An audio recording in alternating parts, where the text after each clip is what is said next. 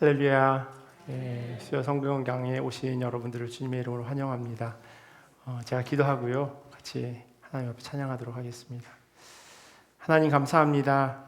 하나님께서 또 우리를 말씀의 자리로 불러주시고, 또 우리의 분주한 마음들, 또 여러 가지 걱정과 근심들 주님 앞에 다 내려놓고 같이 주님 경배하며 하나님 주신 말씀 사모하며 기대하기를 소원합니다. 하나님, 우리에게 말씀하여 주시고 또한 그 말씀대로 우리가 온전히 살아가는 자들 되기를 간절히 원합니다. 우리가 하나님 앞에 기도하는 것, 그것보다 더 먼저 앞서 일하시고 또 우리에게 응답하여 주시는 그 주님을 찬양합니다. 그 주님만을 온전히 경배하는 이 자리 될 수 있도록 역사하여 주시옵소서. 감사하며 사랑이 많으신 예수님의 이름으로 기도합니다. 아멘. 우리 나의 기도하는 것보다 같이 찬양하겠습니다.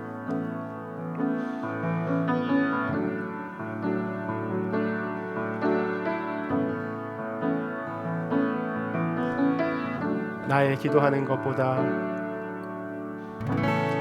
나의 기도하는 것보다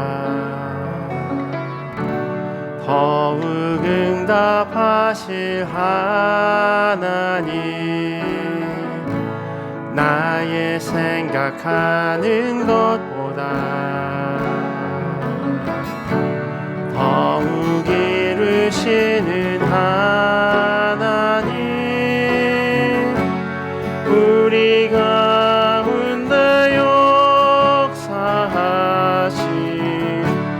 능력대로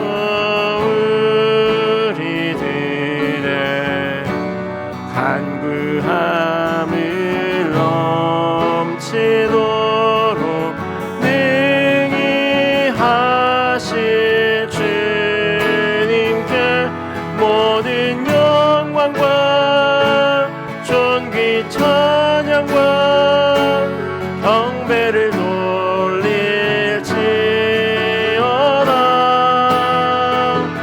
모든 영광과 존귀 찬양과 경배를 돌릴지어다.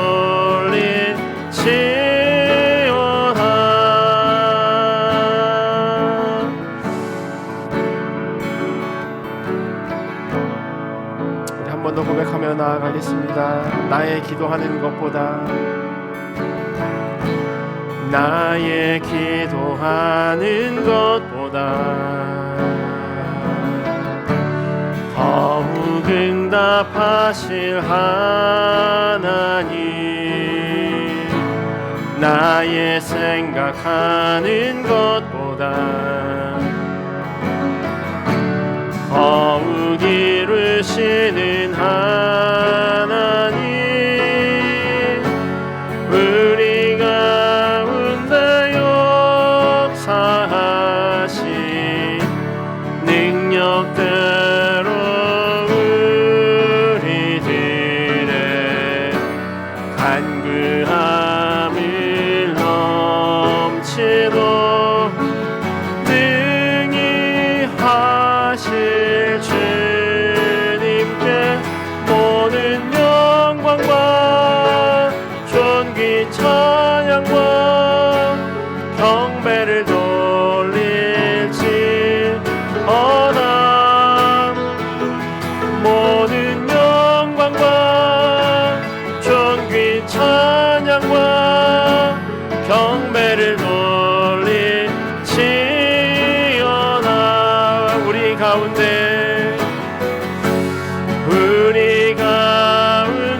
역사하신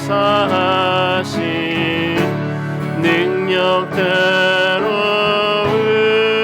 우리들의 간구함을 넘치도록 능히 하실 주님께 모든 영광과 존귀 찬양과 경배를 돌릴지어다.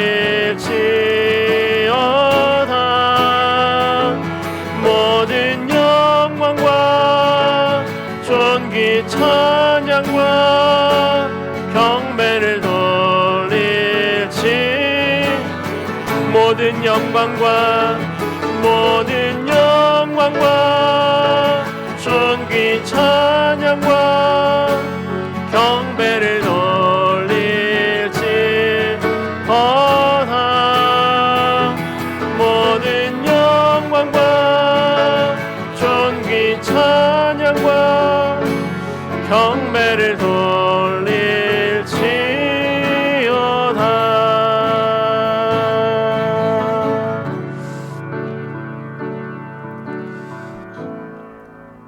우리 허락하신 새 땅에 우리 힘차게 박수 치시면서 같이 찬양하시겠습니다.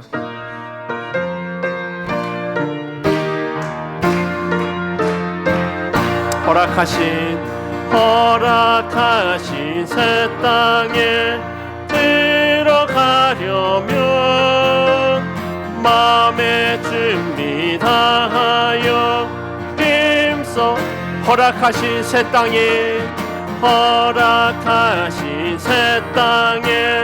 들어가려면 마음의 준비 다하여 힘써 일하세.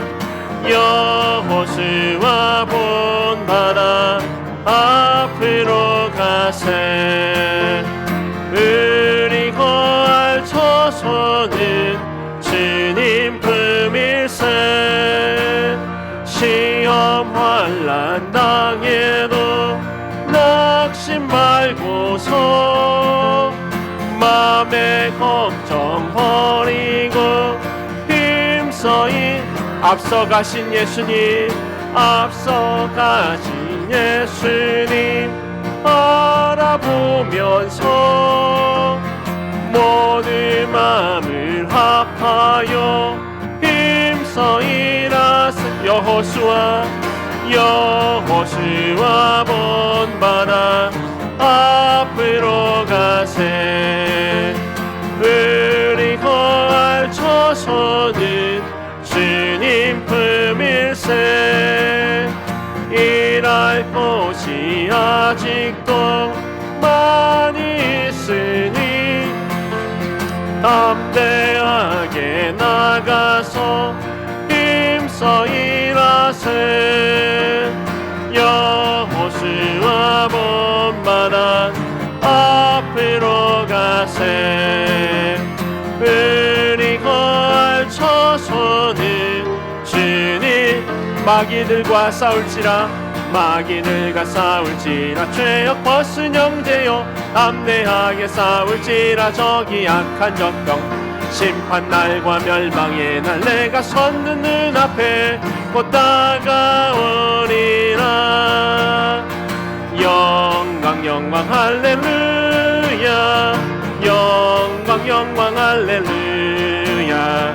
영광 할렐루야. 곧 승리하리라. 마귀들과 싸울지라 죄악 벗은 형제여 포함치는 물이 되는 융한 적군 아닌가. 물속 포도 더러운 죄 모두 떨쳐버리고 주 예수 붙들 마귀들과 싸울지라 죄악 벗은 형제여 구주 예수 그리스도 크신 팔을 벌리 너를 도와주시려고 서서 기다리시니 너서 나오라.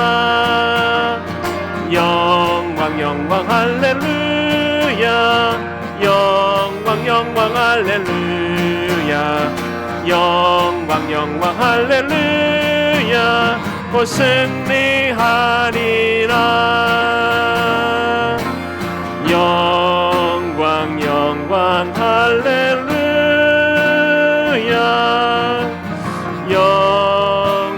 영광 할렐루야.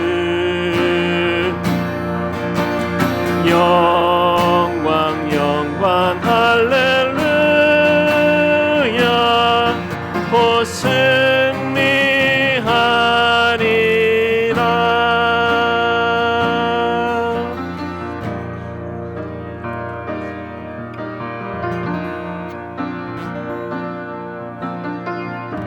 내가 누려왔던 모든 것들이, 내가 지나왔던 모든 시간이, 내가 걸어왔던 모든 순간이 당연한 건 아니라 은혜여서, 아침 해가 뜨고 저녁에 노을, 봄의 꽃향기와 가을의 열매, 변하는 계절의 모든 순간이 당연한 건 아닌 은혜여서, 모든 것이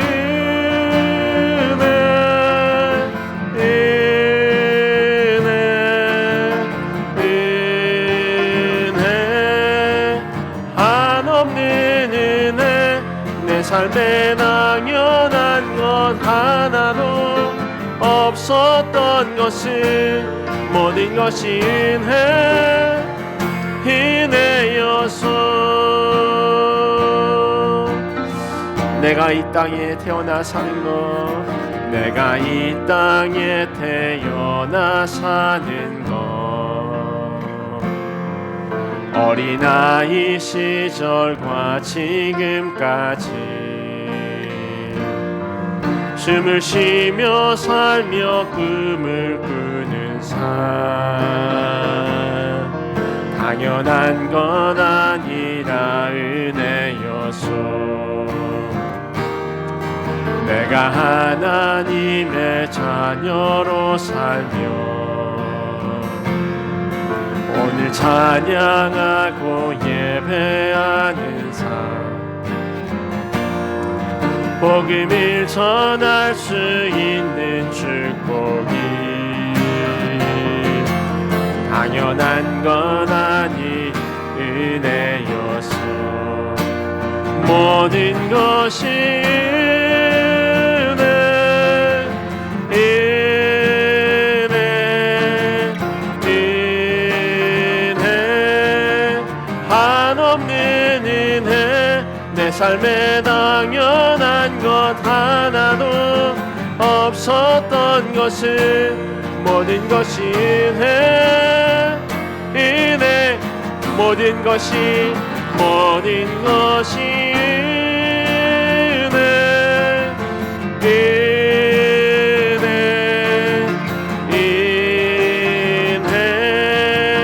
한없는 은혜. 내 삶에 당연한 것 하나도 없었던 것은 모든 것이 은혜여서, 모든 것이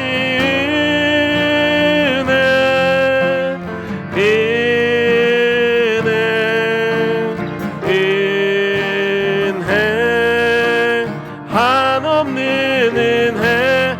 내 삶에 당연한 것 하나도 없었던 것은 모든 것이 은혜여서. 우리 시간 함께 같이 기도하며 나아가겠습니다. 하나님, 정말로 우리가 고백했던 이 찬양의 가사처럼 모든 것이 하나님의 은혜입니다.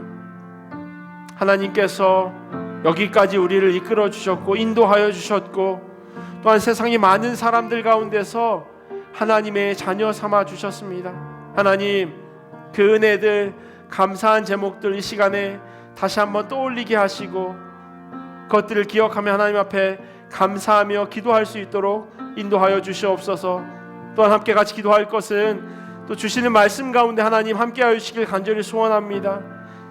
부족한 종을 통하여서 말씀이 선포되어질 때 하나님의 말씀으로 들려지게 하시고, 또한 그 말씀이 우리의 마음을 찔러서 우리가 하나님 말씀대로 살아가도록 결단하는 귀한 은혜의 자리 될 수 있도록 하나님 역사하여 달라고 우리 두 가지 기도 제목 가지고 같이 기도하며 나아가겠습니다. 기도하겠습니다. 하나님 감사합니다. 모든 것이 하나님의 은혜임을 고백합니다. 하나님께서 우리를 사랑하여 주시고 하나님께서 우리를 자녀 삼아 주셨사온데 그 하나님의 은혜, 그 귀한 복들 하나님 우리가 온전히 하나님의 뜻으로 받게 하시고 감사함과 기쁨으로 주님 앞에 나아가는 자들 될 수 있도록 도와주시옵소서. 여전히 부족하지만 하나님 부족함 그 있는 모습 그대로 주님 앞에 나아갑니다.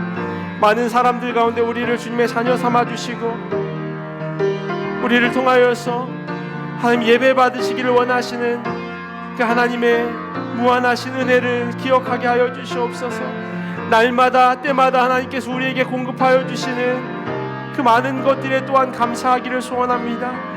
믿음의 공동체가 있음에 감사하고 귀한 동역자들이 있음에 감사하고 하나님의 그 은혜를 또한 다시 한번 기억해 하시니 감사합니다. 언제나 주님의 은혜 가운데 엎드려지게 하시고 주님의 말씀 가운데 순종하는 자들 되게 하여 인도하여 주시옵소서. 특별히 하나님 말씀을 듣습니다.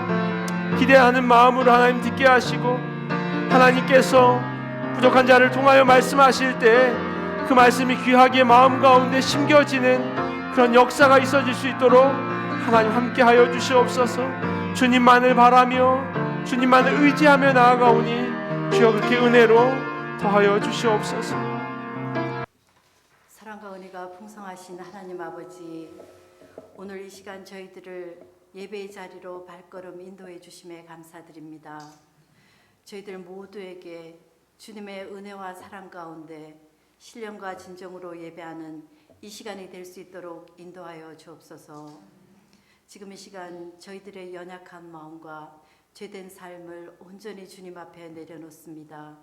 세상 가운데 살아가면서 주님의 자녀로서 세상과 전혀 구별되지 못한 모습으로 살았음을 진심을 다해 회개합니다. 예수님 때문에 형제와 이웃을 사랑하고 예수님 때문에 몸된 교회를 위해 헌신하고 수고하며 또한 이웃을 향해 선한 사마리아인과 같은 모습으로 살아갈 수 있도록 저희들 모두들을 인도하여 주옵소서. 지난 45년 전에 이 지역에 교회를 세우게 하시고 지금껏 함께 하심에 감사드립니다. 저희 교회가 이 땅 이곳에서도 하나님의 뜻을 실천하는 교회와 성도 되길 간절히 소망합니다.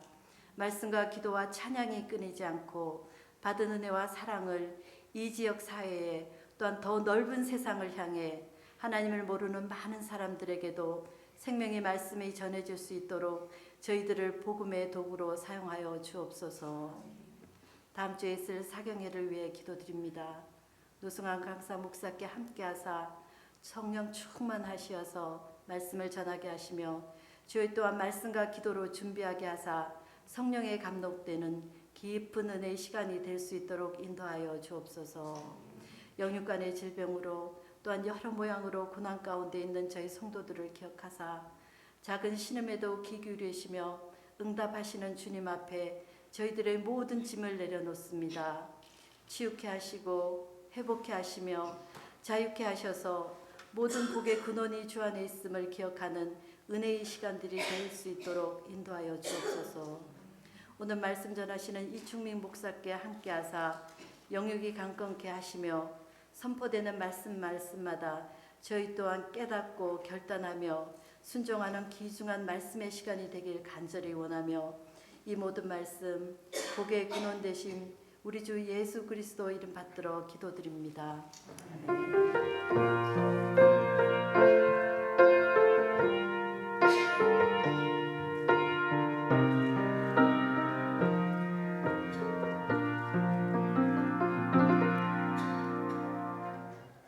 하나님 주신 말씀 같이 보도록 하겠습니다.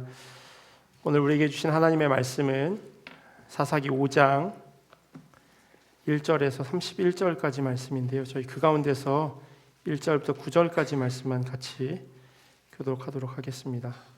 사사기 5장 1절에서 9절까지 말씀 한 절씩 교독하고요. 마지막 9절은 함께 읽겠습니다. 제가 먼저 1절 읽습니다. 이날에 드보라와 아비노함의 아들 바락이 노래하여 이르되 이스라엘의 영솔자들이 영솔하였고 백성이 즐거이 헌신하였으니 여호와를 찬송하라. 너희 왕들아 들으라. 통치자들아 귀를 기울이라. 나 곧 내가 여호와를 노래할 것이요 이스라엘의 하나님 여호와를 찬송하리로다. 여호와여, 주께서 세일에서부터 나오시고 에돔 들에서부터 진행하실 때 땅이 신동하고 하늘이 물을 내리고 구름도 물을 내렸나이다. 산들이 여호와 앞에서 진동하니 저 신의 산도 이스라엘의 하나님 여호와 앞에서 진동하였도다. 아나세 아들 삼갈의 날에 또는 야엘의 날에는 대로가 비었고 길의 행인들은 오솔길로 다녔도다. 이스라엘은 마을 사람들이 그쳤으니 나 드보라가 일어나 이스라엘의 어머니가 되기까지 그쳤도다. 우리가 새 신들을 택하였으므로 그때 전쟁이 성문에 이르렀으나 이스라엘의 4만 명 중에 방패와 창이 보였던가. 함께 읽겠습니다.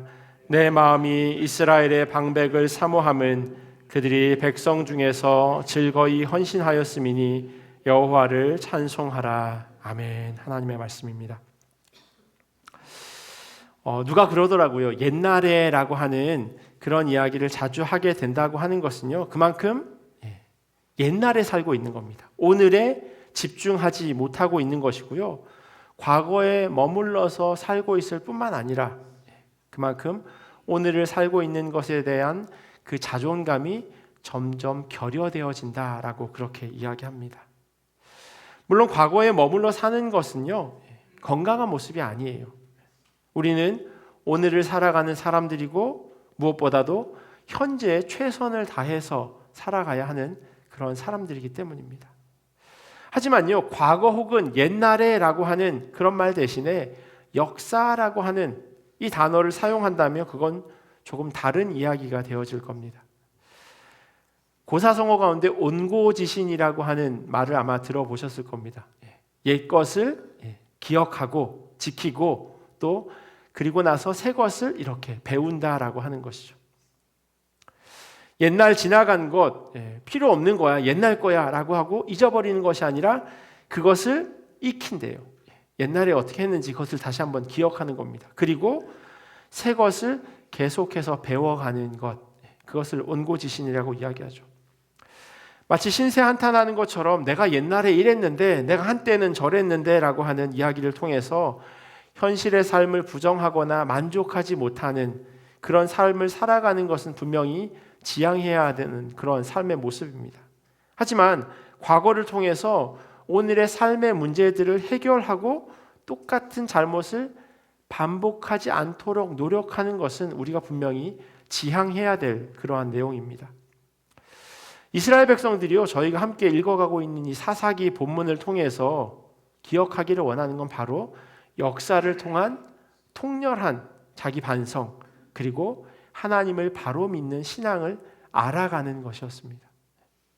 사사기가 언제 쓰여졌냐라고 하는 질문에요, 사무엘 시대, 사무엘이 기록했다라고 말하는 학자들도 있지만요, 한편으로는 유다의 왕이었던 요시야 왕 때, 그러니까 남유다의 종교개혁이 일어났던 그때 기록되었다라고 말하는 학자들도 있습니다. 요시야 왕이 가나안 땅에 선조들이 정착해서 사울 왕이 세워지기 전까지 사사시대의 그 내용들을 기록으로 남겨놓은 이유는요, 그때와 이 요시야 왕이 살고 있었던 지금 그 두 시대가 크게 다르지 않았기 때문입니다. 하나님의 살아계심을 기억하지 않고요, 이방신을 주인 삼아 살아가는 그러한 사람들, 그들에게 누가 과연 우리의 참 하나님, 참 신인가에 대해서 이야기해 주고 싶었던 겁니다. 오늘 본문을 보면요, 똑같은 사건을 사실 두 번이나 반복하고 있는 겁니다.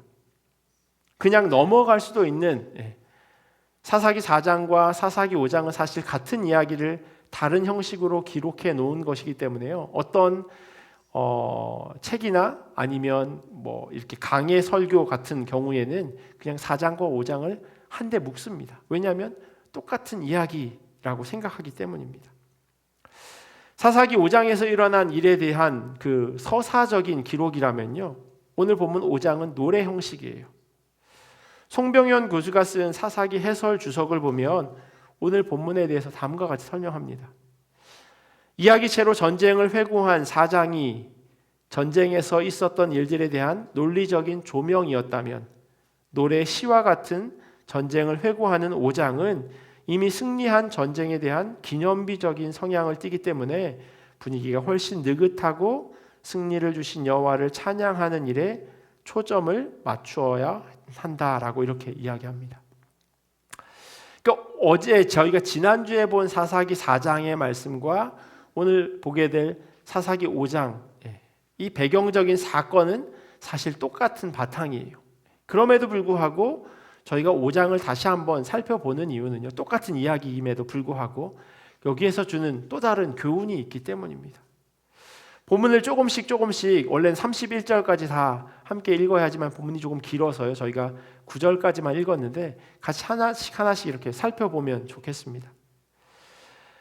오늘 본문이 노래고 찬양이라고 이야기하는 것은요, 1절에서 3절까지 거기에 분명하게 기록해 놓고 있기 때문이에요.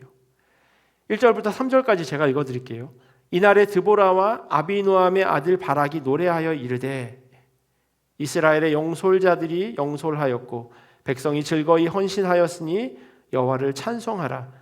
너희 왕들아 들으라. 통치자들아 귀를 기울이라. 나 곧 내가 여호와를 노래할 것이요 이스라엘의 하나님 여호와를 찬송하리로다. 1절에서 분명히 드보라와 바락이 하는 노래라고 그렇게 시작하지만요, 31절까지 쭉 읽어가다 보면 이 노래를 하는 그 인칭이요, 왜냐하면 바락과 드보라 두 사람이니까 우리라고 하는 단어를 써야 하지만 계속해서 나라고 하는 이야기를 하고 있어요. 그러니까 사실은 바락과 드보라 같이 그 사건에 대해서 이야기하는 것처럼 보여지지만 주인공은 드보라예요. 드보라가 이 노래를 계속해서 불러나가고 있는 겁니다. 왜냐하면 오늘 본문도 그렇고 지난주 본문에서도 이미 살펴본 것처럼 이 전쟁의 주체자, 전쟁을 이끌어가는 사람은 바로 하나님이고 그 하나님의 말을 따라 먼저 움직이려고 했던 사람은 드보라였기 때문입니다. 사사기 4장을 다시 한번 떠올려 보면요, 드보라를 통해서 전쟁에 나가라고 하는 말을 바락이 듣습니다. 하지만 바락이 그 말에 곧바로 순종하지 않아요. 주저해요. 그러면서 하는 이야기가 드보라에게 당신이 가면 내가 전쟁에 함께 가겠습니다 라고 그렇게 나약하고 의지가 약한 모습을 보입니다. 그에 반해서요, 본문에 두 여자가 등장했어요. 드보라와 야엘. 이 두 사람은요, 당시 사람들이 생각했던 것과는 너무나도 다른 이방인이었고 여자였음에도 불구하고 용사 중에 용사였습니다. 여기에 대한 평가는요, 오늘 본문 가운데 너무나도 잘 드러나 있어요. 바락과는 달리 드보라와 야엘이 담대할 수 있었던 이유, 그것은 이 두 여인이 하나님을 의지했기 때문입니다. 오늘 설교의 제목에 있는 것처럼 하나님을 붙들었던 사람이 바로 이 드보라와 야엘이었어요. 4절과 5절 말씀은요, 이들이 의지하고 있는 분이 어떠한지를 설명하고 있습니다. 그러니까 이들이 충분히 의지할 만한 대상이 바로 우리 하나님이다라고 하는 것을 먼저 이야기해 주고 있어요. 여호와여, 주께서 세일에서부터 나오시고 에돔 들에서부터 진행하실 때 땅이 진동하고 하늘이 물을 내리고 구름도 물을 내렸나이다. 산들이 여호와 앞에서 진동하니 저 시내 산도 이스라엘의 하나님 여호와 앞에서 진동하였도다.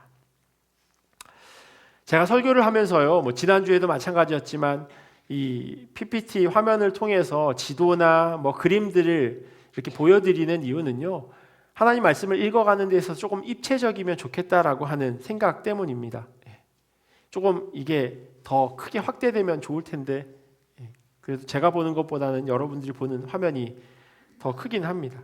지도를 보시면요, 이게 가나안 정복 때 땅을 어떻게 분배받았는지, 12지파가 땅을 어떻게 분배받았는지에 대한 그러한 내용이에요. 저 아래쪽에 보면요, 저게 살구색이라고 해야 될까요? 거기 보면 에돔이라고 쓰여져 있어요. 제일 아래쪽이에요. 사해바다 동쪽에 이렇게 에돔이라고 표시되어 있는데 거기에 보면 세일산이 있어요. 저 지도에는 표시되어져 있지 않지만 에돔 땅, 그리고 그곳에 세일산이 있었습니다. 4절에 보시는 것처럼 하나님께서 마치 들에서 하늘로 이동하시는 것처럼 묘사하고 있어요. 그리고 구름이 물이 되어서 땅에 내려진다라고 이야기합니다. 5절에서는요, 시내산도 하나님 앞에서 진동한다라고 이야기하고 있어요. 마치요, 하나님이 그러니까 남쪽에서 북쪽으로 쭉 치고 올라오시는 것처럼 그려지고 있어요. 왜냐하면 이스라엘 백성들의 이동 경로가 그러했기 때문이에요. 이집트에서 탈출해서 남쪽에서 북쪽으로 쭉 올라오고 있습니다. 에돔이라고 하는 곳, 그곳을 지나서 북쪽으로 이 요단강 동쪽을 따라서 쭉 올라오고 있는 그런 모양이에요. 이와 같은 시적 표현은요, 하나님께서 만유의 주인이심을 말씀하고 있는 거예요. 그 하나님이 바로 이 드보라와 야엘이 믿는 하나님, 그리고 우리가 믿어도 절대 손해보지 않는 그 하나님이다라고 이야기해 주고 있는 겁니다. 당시 사람들은요, 민족과 지역마다 다 신이 있다고 생각했어요. 이 땅에는 이 신이, 저 땅에는 저 신이, 이 민족은 이 신이, 저 민족은 저 신이 다스린다라고 그렇게 생각하고 있었습니다. 그래서 가나안 사람들은요, 이스라엘 민족들이 믿는 신을 뭐라고 불렀냐면 산의 신이라고 불렀어요. 지난주에도 보았듯이 이스라엘 백성들은 산에 주로 살고 있었어요. 왜냐하면 아직까지 자리를 잡고 있지 못했기 때문에요. 그들이 힘이 약하니 산에 살 수밖에 없었습니다. 무엇보다도 하나님께서 이스라엘 백성들을 만나 주셨던 그곳이 모두 산이었어요. 호렙산, 시내산, 갈멜산, 계속해서 하나님께서 이스라엘 백성들과 그들의 리더들을 산에서 만나 주셨어요. 그래서 가나안 땅에 살고 있었던 사람들은요, 이스라엘 백성들이 믿는 그 신은 산의 신이다라고 생각했던 겁니다. 열왕기상 20장에 보면요, 하나님에 대한 그 아람 왕의 신하들이 이런 표현을 하고 있어요. 아람 왕의 신하들이 왕께 아뢰되 그들의 신은 산의 신이므로 그들이 우리보다 강하였거니와 우리가 만일 평지에서 그들과 싸우면 반드시 그들보다 강할지라. 우리가 지금 이번에 진 건 우리가 산에서 싸웠기 때문이라는 거예요. 만약에 평평한 곳에서 싸웠으면 우리가 분명히 이겼을 텐데, 왜냐하면 그들의 신은 산에서 주로 활동하는 신이니까 라고 가나안 사람들이 생각했던 겁니다. 그러니까 4절과 5절에서요, 들과 하늘과 산과 이런 표현들은요, 그냥 한 일정 지역에 머물고 있다는 얘기가 아니에요. 산에만, 들에만, 강에만, 이게 아니라요, 모든 것들을 열거하고 있는 거예요. 어디에나 계신 하나님, 편만하신 하나님이라고 하는 것을 지금 드보라가 노래하고 있는 겁니다. 모든 곳에 주인이 되신 하나님을 선포하고 있는 겁니다. 하지만 하나님 없이 살아가는 이스라엘 사람들의 처지가요, 이어지는 6절을 보면 잘 나타나고 있어요. 6절 보실까요? 이렇게 기록되어 있어요. 아낫의 아들 삼갈의 날에 또는 야엘의 날에는 대로가 비었고 길의 행인들은 오솔길로 다녔도다. 혹시 종로에 있는 피맛골이라고 하는 것, 피맛길이라고 하는 걸 들어보셨는지 모르겠어요. 사대문 안에 이렇게 사셨던 분들, 혹시 기억하시는지 모르겠네요. 제가 미국에 가기 전에 그 종로 2가에 있는 서울 YMCA에서 일을 했어요. 그래서 그 종로 2가, 인사동 이쪽에 거의 매일매일 출근을 하고 일주일 내내 거기서 살다시피 했으니 그쪽을 되게 잘 알아요. 그 화면에 보시면 이게 지금 이제 조선시대 말 그 종로를 그림으로 그 사진으로 찍어 놓은 건데, 가운데 있는 큰 길이 종로예요. 그래서 여러분이 보시기에 오른쪽에서 오른쪽에서 왼쪽으로 가는 게요, 왼쪽으로 길이 좁아지고 있는 쪽이 동대문 있는 쪽이라고 하더라고요. 사진을 찍은 분이 그렇게 설명을 해놨어요. 그러니까 동대문 쪽으로 가니까 제가 있었던 그 YMCA는 그 종로 길 북쪽에 있었고요, 남쪽에도 또 다른 학원들이 많이 있었던 곳이 있었어요. 근데 당시에는요, 그림에 보이실지 모르겠지만 이게 남쪽이죠. 남쪽에 보면 큰 집이 있고 그 사이에 조그맣게 다음 집 사이에 길이 있어요.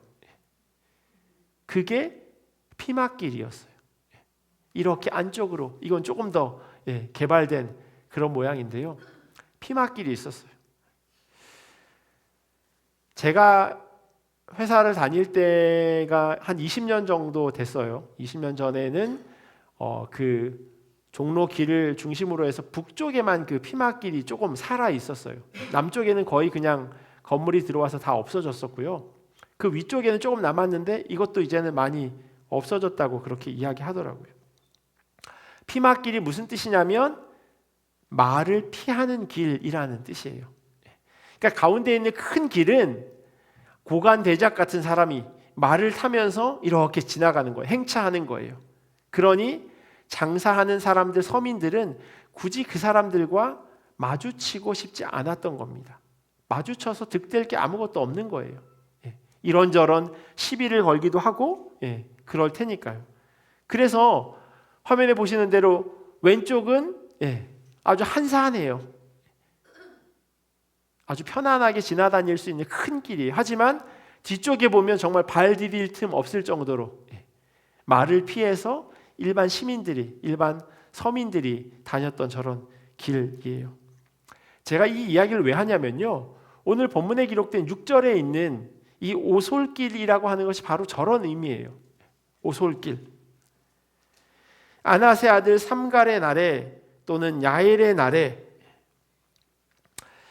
소모는 막대기로 블레셋 사람 600명을 죽인 그 삼갈, 그 삼갈이 있었던 때, 그리고 가나안 왕 야빈의 군대 장관이었던 시스라를 죽였던 야엘의 때, 그때까지도요 여전히 이스라엘 백성들은 이 오솔길로 다녔대요.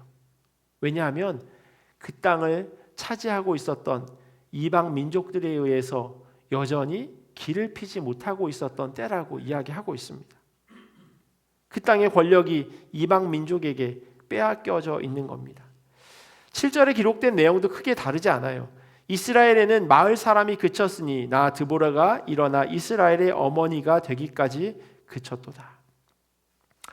이 노래를 부르고 있는 드보라가 일어나서 활동하기 전까지 이스라엘에는 마을로서의 기능을 제대로 하는 그런 곳이 없었대요. 길을 펴고 사는 사람들을 찾아볼 수 없었다고 그렇게 기록하고 있습니다. 너무나도 암담한 상황이에요. 앞에서는 하나님을 찬양하라 이야기하고 그 하나님이 어떤 분이십니다 라고 4절과 5절에서 노래했는데, 이어지는 6절과 7절에 있는 그 이스라엘 백성들의 상황은 너무나도 좋지 않은, 바닥을 치는 그런 삶을 살아가고 있었습니다. 그들이 엉뚱한 신을 자기들의 주인으로 삼게 되므로 제대로 전쟁을 할 만한 사람도 보이지 않았다라고 이야기하고 있어요. 8절 마지막에 보면요, 이스라엘의 4만 명 중에 방패와 창이 보였던가? 어떤 의미예요? 보이지 않았다는 거예요. 보였던가? 4만 명, 그 많은 사람들이 모여 있음에도 불구하고 제대로 전쟁을 할 만한 군인다운 군인, 용사다운 용사가 한 명도 없었다라고 이야기하고 있습니다. 어쩌면요, 그래서 야엘과 드보라가 일어날 수밖에 없었던 거예요. 제대로 된 남자가, 용사가 하나도 없었던 겁니다. 상황은 암울하고요, 시대는 하나님 없이 살아가고 있었는데 그때도 주님께서는 여전히 그들과 함께 계셨습니다. 그것을 그들이 깨닫기만 하면 전세는 순식간에 역전될 겁니다. 그래서 12절에서요 큰 소리로 이스라엘 백성들을 깨우고 있습니다. 깰지어다 깰지어다 드보라여 깰지어다 깰지어다 너는 노래할지어다 일어날지어다 바락이여 아비노함의 아들이여 네가 사로잡은 자를 끌고 갈지어다. 하나님께서 드보라와 바락에게요 가나안 전차군대, 쇠로 만든 전차군대를 맡겨주셨습니다. 900대가 되는 병거가 이 이스라엘 백성들을 치러 올라왔음에도 불구하고 하나님께서 그들을 능히 이길 수 있도록 하셨습니다. 그러니 드보라와 바락이 해야 할 것은 깨어 있는 거예요. 깨어서 하나님을 붙잡는 겁니다.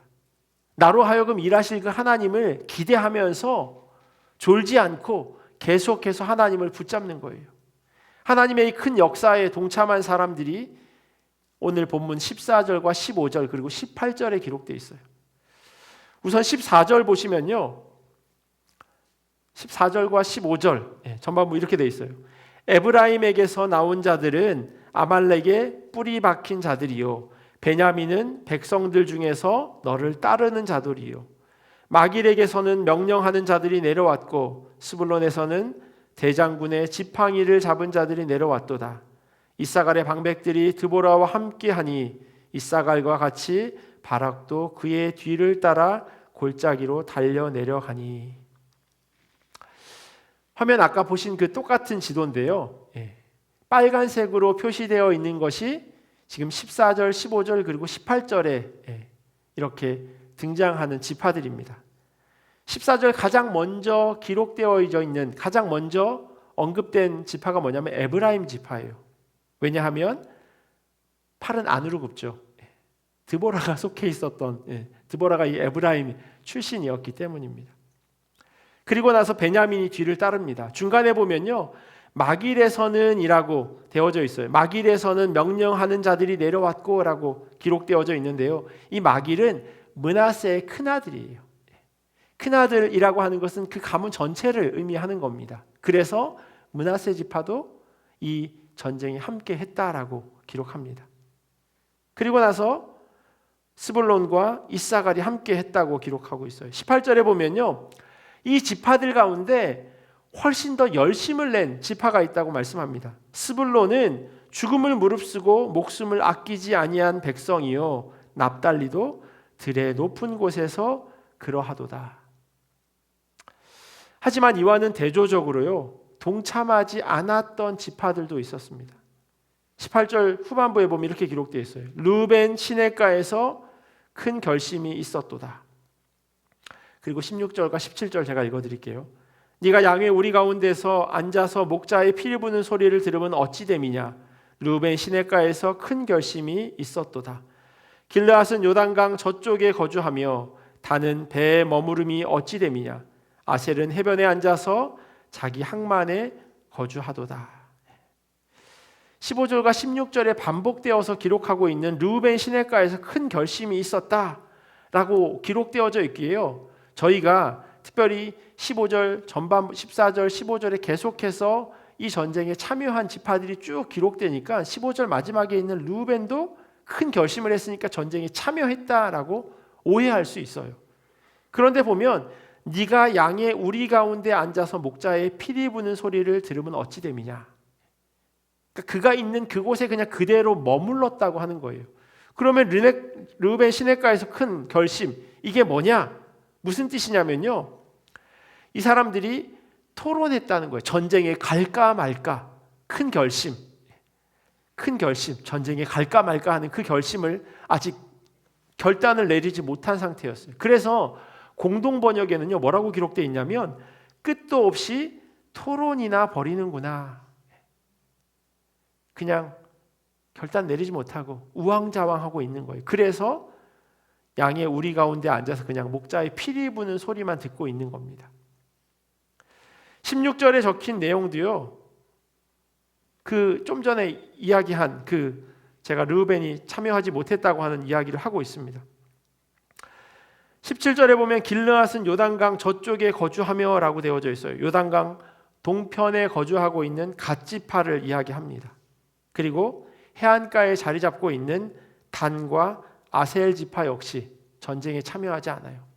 그러니까 가운데 있는 지파들은 똘똘 뭉쳐서 참여했는데 멀리 떨어져 있는 그런 지파들은 그들의 움직임이, 가나안 사람들이 전차를 타고 오는 그 움직임이 자기들에게는 큰 위협이 되지 않았던 거예요.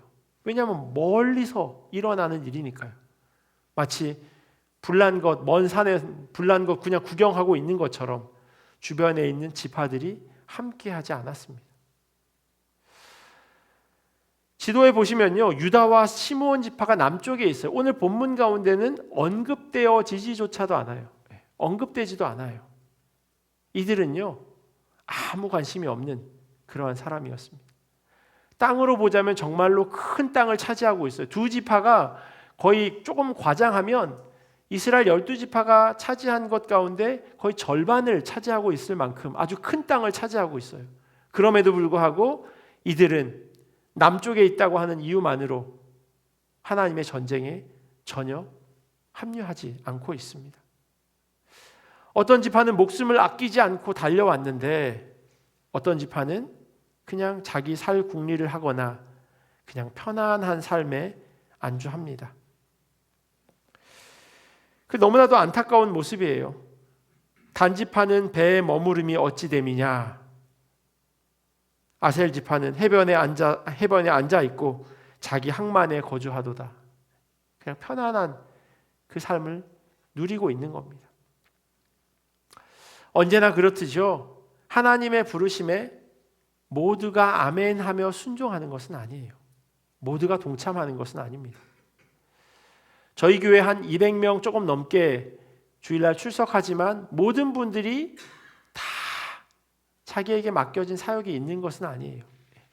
작년 연말에 1인 1사역 사인해서 제출하고 그렇게 해주십사 했지만 모든 분들이 다 참여하진 않았어요. 다 각자가 이유가 있으실 거예요.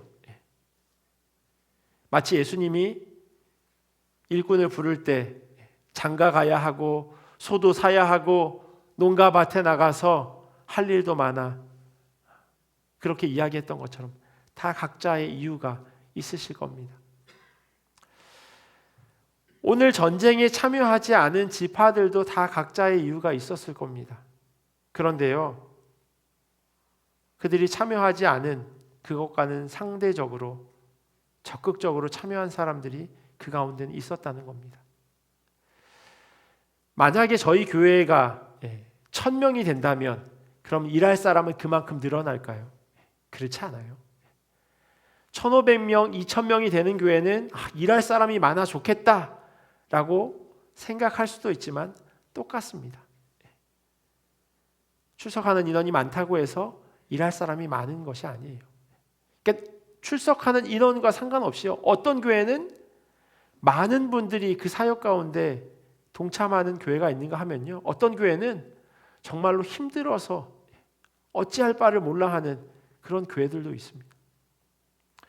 이와 같은 모습은요. 당시 이스라엘 백성들이 이방 민족에 의해서 지배받고 있었던 그런 현실이기도 하지만 오늘날의 교회의 모습이기도 합니다. 사사기 4장에 드보라와 바락이 이끄는 이스라엘이 시스라 군대를 어떻게 이겼는지에 대해서 자세히 설명하고 있지 않아요. 시스라 군대가 기손강으로 접어들었고요. 그리고 다볼산에 있던 이스라엘 군대가 그들을 향해서 내려갑니다. 그리고 나서 전쟁에 대한 묘사가 이렇게 기록되어 있어요. 사사기 4장 15절과 16절 말씀인데요. 여호와께서 바락 앞에서 시스라와 그의 모든 병거와 그의 온 군대를 칼날로 혼란에 빠지게 하시매 시스라가 병거에서 내려 걸어서 도망한지라. 바락이 그의 병거들과 군대를 추격하여 하롯의 탁고임에 이르니 시스라의 온 군대가 다 칼에 엎드려졌고 한 사람도 남은 자가 없었더라. 칼날로 혼란에 빠졌고 시스라는 병거에서 내려가서 도망했다라고 기록하고 있습니다. 그런데 오늘 본문에는요, 왜 이와 같은 일이 발생했는지를 중간중간에 기록해 놓고 있어요. 아까 저희가 읽었던 그 시작에 보면요, 4절에 보면 이렇게 돼 있어요. 땅이 진동하고 하늘이 물을 내리고 구름도 물을 내렸나이다. 그리고 나서요 21절에 보면요, 기손강은 그 무리를 표류시켰으니 이 기손강은 옛 강이라. 내 영혼아 네가 힘 있는 자를 밟았도다. 그때 군마가 빨리 달리니 말굽소리가 땅을 울리도다. 21절에 옛 강이라고 번역되어져 있는 이 단어의 원뜻은요, 급류를 이야기합니다. 물이 아주 빠른 속도로 이렇게 쏟아져 내려와서 이렇게 골짜기를 만드는 거죠. 그냥 직선의 강이 아니라 급류는 이렇게 꼬불꼬불 휘어져 있는 겁니다. 그래서 세번역 성경에는요, 옛강 기손의 물결이 그들을 휩쓸어 갔다라고 이야기하고 있어요. 제가 지난주에 설명드린 대로 그 땅이 원래는 강이었는데 그런데 이제 강이 어느 정도 말라버린 겁니다. 하지만 여전히 질퍽대고 있었던 거죠. 그래서 가나안 시스라 장군이 이끌고 있었던 그 철병거 부대가 그곳을 마른 땅인 줄 알고 신나게 달려오다 그만 빠져버린 겁니다. 말굽소리가 요란하다라고 하는 표현은요, 급류와 진흙의 말과 철병거가 아수라장이 된 것을 너무나도 잘 표현하고 있습니다. 살아보려고 아무리 발버둥을 쳐봐도 소용이 없는 그런 상태예요. 23절에 언급되어져 있는 메로스라고 하는 이곳은요, 정확한 위치가 어디 있는지 학자들이 이렇게 딱 표시하지 못하는 곳이에요. 그런데 학자들이 설명하는 그 대부분 일치하는 것은 뭐냐면요, 전쟁터였던 기손강과 다볼산 근처에 있었던 한 지역일 것이다 라고 이야기하고 있어요.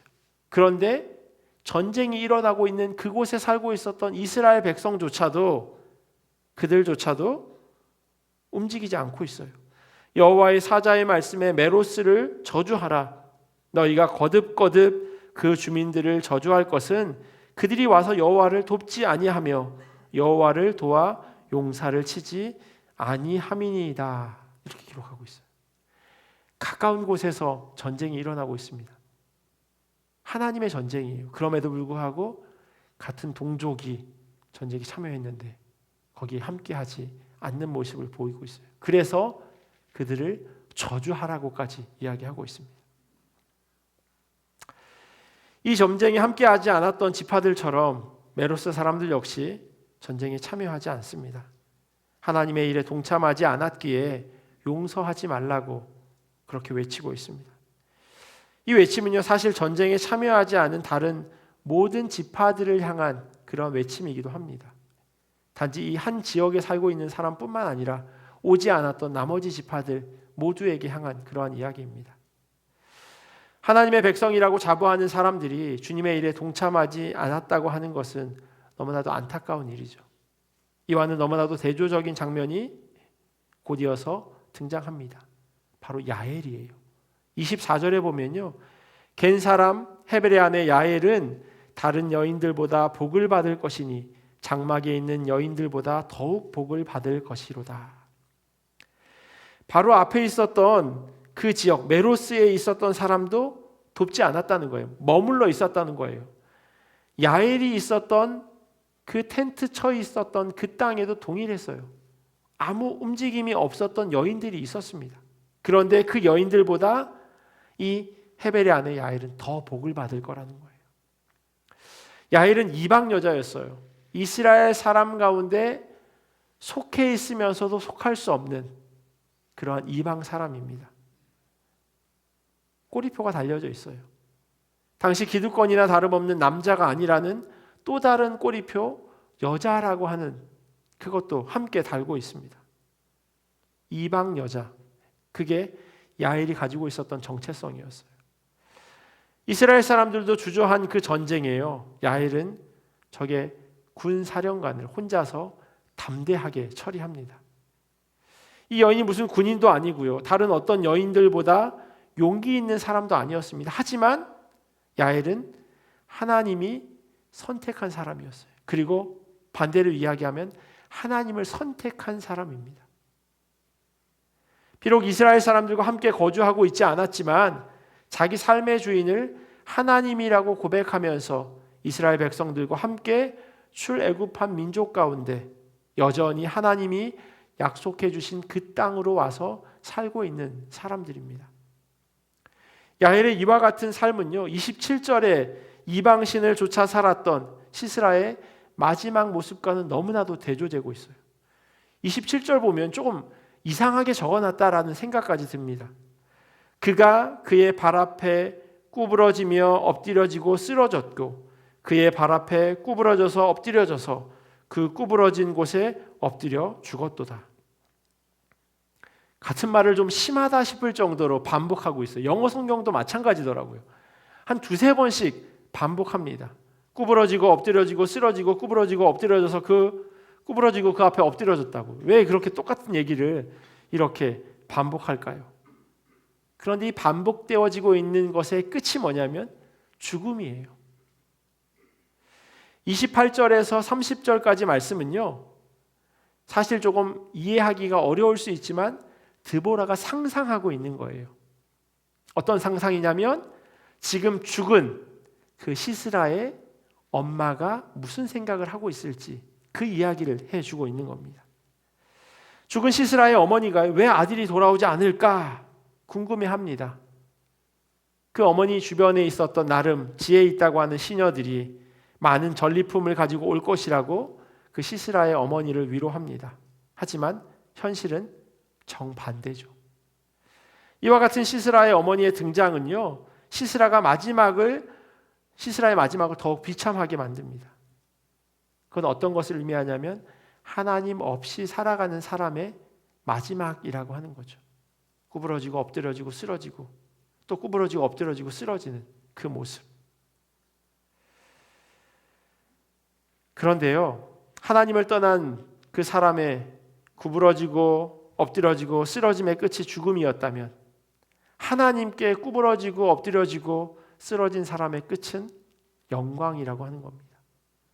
야일이 그것을 너무나도 잘 보여주고 있어요. 그리고 마지막 31절 말씀은요, 그것을 이렇게 표현합니다. 여호와여, 주의 원수들은 다 이와 같이 망하게 하시고 주를 사랑하는 자들은 해가 힘있게 도둠 같게 하시옵소서 하니라. 그 땅이 40년 동안 평온하였더라. 가나안 군대와 시스라가 그렇게 망했다면 드보라와 야엘은 힘차게 떠오르는 태양처럼 되었습니다. 이들을 통해 이스라엘은 다시금 한 세대가 평안하게 되었다라고 그렇게 기록합니다. 40년은 당시 한 세대를 이야기하는 것이니까요. 지난주 설교 제목이 아름다운 드보라와 야엘이었어요. 그녀들이 아름다웠다고 하는 이유는 하나님 안에서 온전한 나다움을 발견했기 때문입니다. 하나님의 사람이 어떻게 살아야 하는지를 이 두 여인은 너무나도 잘 보여주었습니다. 드보라는 하나님의 말씀에 순종하면서 열세일 수 있는 그 전쟁에 바락을 독려해서 참여했고요. 야엘은 분명히 두려웠을 텐데도 불구하고 시스라를 죽이는 담대함을 보였습니다. 이 두 여인이요, 그러한 선택을 할 수 있었던 이유는 바로 하나님 안에서 온전한 나다움을 발견하였기 때문이에요. 오늘 본문 역시 이스라엘 사람들과 오늘을 살아가는 우리에게 어떤 삶을 선택해야 하는지를 다시 한번 일깨워주고 있습니다. 우리 앞에 놓여져 있는 그 상황 가운데서 어떤 것을 선택할 것이냐 우리에게 묻고 있는 겁니다. 하나님 편에 섰던 드보라와 바락 그리고 야엘이 있었는가 하면 시스라와 같이 하나님 없이도 살 수 있다라고 생각했던 사람이 있었습니다. 하나님의 명령에 이 전쟁이 함께한 지파가 있었는가 하면요, 자기 삶에 안주하면서 동참하지 않았던 지파도 있었습니다. 오히려 함께하지 않은 지파의 수가 더 많았고 더 큰 땅을 차지하고 있었고 더 영향력 있는 사람들이었습니다. 장자도 있었고요, 예수 그리스도께서 태어난 유다 지파도 있었고요. 하지만 그들의 부와 차지한 넓은 땅이 그들의 믿음을 대변해 주는 것은 아니었습니다. 오히려 하나님께서는요, 소수를 통해서 그 땅 모두를 구원하시는 일들을 이루셨습니다. 하나님의 편에 서게 될 때 힘차게 떠오르는 해처럼 되게 하실 것이지만 하나님과 대적하게 된다면 반드시 망하게 된다고 오늘 성경은 우리에게 말씀하고 있습니다. 무엇보다도 하나님께서 사용하신 이들이 그들을 분명하게 증명하고 있어요. 여자였고 이방인이었고 사회적인 약자, 드보라가 야엘이 그러한 사람들이었습니다. 하나님께서는 그들을 통해서 일하셨습니다. 오히려요, 바락은 들러리일 수도 있는 그러한 상황입니다. 주인공과 조연, 영화 감독이 그것을 결정하죠. 그런데 우리 삶에서 주인공은요, 하나님의 뜻을 따라 살아가는 사람입니다. 그게 하나님이 주인공으로 사용하시는 사람이에요. 왜냐하면 언제나 하나님께서는요, 그런 사람들을 통해서 일하시니까요. 주님께서 사랑하시는 성도 여러분, 여러분들은 무엇을 붙잡고 살아가시나요? 우리가 무엇을 붙쫓을 것인지 그 결정은 우리 손에 달려 있습니다. 하나님께서 끊임없이 우리를 부르시는데 거기에 순종하고 반응한 드보라와 야엘 같은 삶을 우리가 살아가야 하지 않을까요? 왕이 없다고 생각했던 시대에 하나님께서는 헌신하고 순종한 사람들을 통해서 자기 백성들을 구원하셨고, 또 주님께 나아간 사람들의 그 자격이나 능력을 우선시하지 않으셨습니다. 누구나 주님께 나아갈 때 하나님의 손에 붙잡힌 바 된 그런 삶을 살아갈 수 있을 겁니다. 주님께서는요, 우리를 그렇게 오늘도 부르고 계십니다. 그 주님의 부르심에 아멘하며 순종하며 나아가는 우리 모두가 되기를 예수 그리스도의 이름으로 간절히 축원합니다. 기도하겠습니다. 하나님의 손에 붙잡힌 바 된 자들 되기를 간절히 원합니다. 하나님이 필요하시다고 원하시다고 그렇게 말씀하실 때 주님 내가 여기 있습니다 라고 그렇게 아멘하며 순종하며 나아가는 자들 되기를 간절히 원합니다. 누구보다 능력이 뛰어나서 드보라와 야엘을 부른 것이 아님을 우리로 하여금 기억하게 하여 주시옵소서. 힘없는 자들이었고 사회적으로 소외된 자들이었고 종교적으로도 무시받을 수 있는 그러한 사람들이었지만, 그럼에도 불구하고 하나님께서 드보라를 여선지자로 불러주셨고 전쟁을 이끌 수 있는 사람으로 불러 세워주셨습니다. 그리고 그 전쟁의 가장 큰 공은 이방 여인인 야일로 하여금 얻도록 하셨습니다. 오히려 그 전쟁을 함께했던 바락에게는 영광을 얻지 못할 것이라고 그렇게 말씀하기도 하셨습니다.